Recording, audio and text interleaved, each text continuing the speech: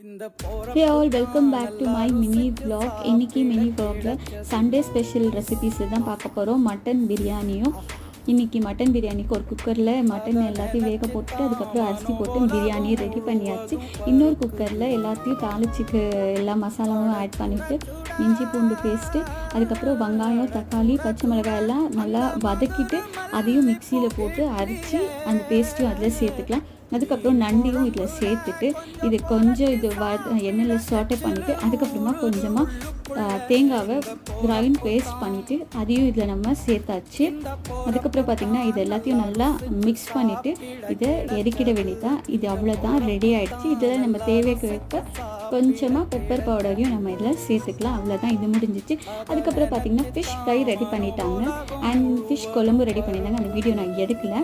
இந்த வீடியோ உங்களுக்கு பிடிச்சிருந்துச்சுன்னா லைக் கமெண்ட் ஷேர் பண்ணிக்கோங்க. மறக்காம சேனலுக்கு சப்ஸ்கிரைப் பண்ணிக்கோங்க. பாய்.